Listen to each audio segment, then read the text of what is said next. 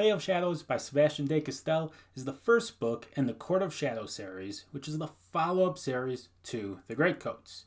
It's time to raise the curtain and let the next act begin. Falkio's story and his battles are over, but Tristia is not a friendly nation. There are new battles to fight, new schemes to uncover, and new heroes stepping into the dueling circle. I challenge you to a duel. In other words, there's a new cast and new plot, but same great writing style and same ruthless Tristia. The obvious first question that has to be answered anytime we're talking about a follow-up series is, how does it compare to the original series? And in this case, it feels a lot like the Greatcoats, but at the same time, it's completely unique. And I don't just mean it's completely unique to the Greatcoats. This book is like nothing else I've read before. This story takes place on a stage where the characters aren't just the characters that the actors are portraying, but the actors themselves and the audience are characters in this show as well. And it's not long before the actors' lives are intertwined with the story that they're trying to tell. But regardless of the dangers, the show must go on! And as for Damelis, it's time for him to give the performance of a lifetime and hope he can survive the secrets that are unveiled. Now, just like the Greatcoats, the banter in this book is top-notch, although I would give a slight edge to the Greatcoats so far. There's also a fantastic found family, and I thought the characters were really likable. Sebastian's writing style is very distinct, and he maintains that style in Play of Shadows. He writes these main characters that are extremely smart, but at the same time, they're constantly considered dumb by other characters in the story. As Sirius Black would say, "Once again, you put your keen and penetrating mind to the task, and as usual, come to the wrong conclusion." You see, just like Falkio, the main character, Damelis, hopefully I'm saying his name right, is not a good schemer. Their plans tend to be kind of out in the open, and they're pretty truthful, and they don't wear these false faces, which is weird to say considering Damelis is an actor. We're not oathbreakers, we're not schemers. Unfortunately for both of them, Tristia is a nation full of schemers. Schemers trying to control their little worlds. Now, Falkio and Damelis are both clever enough that they can see part of the scheme, but they can't see the whole scheme. So they draw these conclusions based on incomplete information. And that combination allows them to appear to be smart because they're seeing things that they're not meant to see, but since they don't see the whole picture, they're often coming to the wrong conclusion, and thus others are considering them dumb because they're just way off from what's really going on. This storytelling approach kind of gives his books almost a mystery or thriller type feel, because as you're reading, you're also trying to figure out what the main scheme is and who the bad guy is. A lot of times you don't even know who that is until the very end of the book. So there's this constant buildup of gathering more information so that you know what's going on. One thing that sets Falkio and Damelis apart is where they are in their respective storylines. Falkio, when you meet him in the Greatcoats, he's like a finely crafted blade. This is a beautiful sword. When it comes to what he does, no one does it better. However, he's been beaten, misused, and abused so much that by the end of the story, he's just trying to keep it together and finish his mission before he completely shatters and falls apart. Damelis, however, is like a fine piece of steel that the swordsmith has just started working on.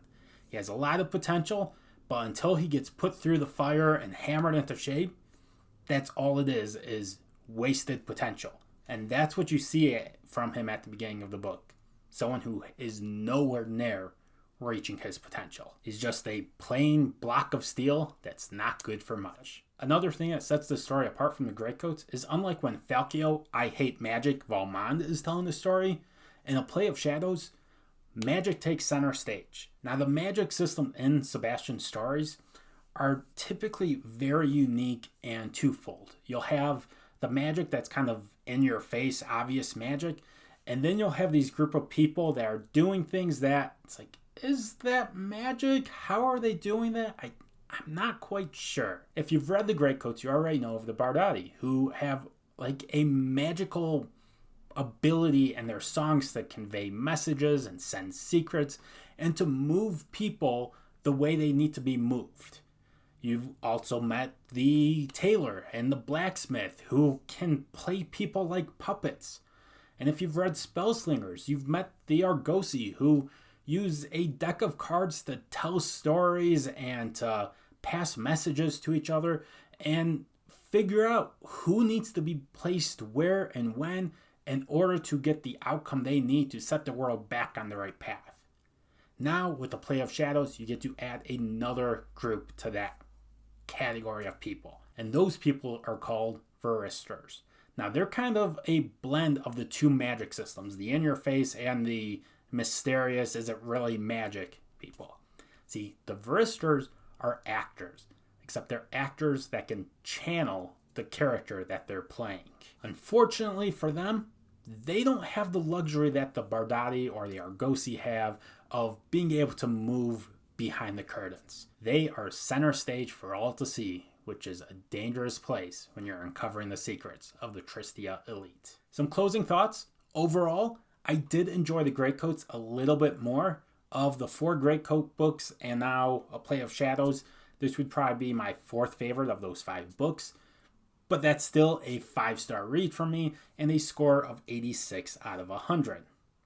As far as the audiobook quality, Joe Jameson remains one of my favorite narrators. For those of you who have read Crucible of Chaos, which is considered a prelude to Court of Shadows, there is little to no crossover. I honestly cannot see any characters or storylines from one book to the next book. So that threw me off to begin with because I thought the main character in Crucible of Chaos was going to be the main character in Play of Shadows.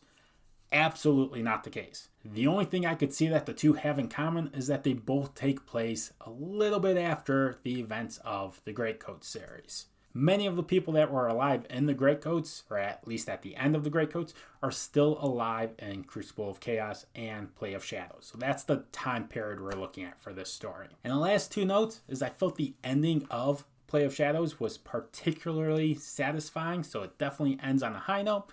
And as far as the cover, I do really like the details in this cover. It is probably one of my favorite covers that I bought recently, so that is a nice touch. And with that said, let me know in the comments, have you read Play of Shadows? And if so, let me know what you thought. And for those that were paying attention and counting, let me know how many stage or play references I was able to make in this video. And until next time, bye.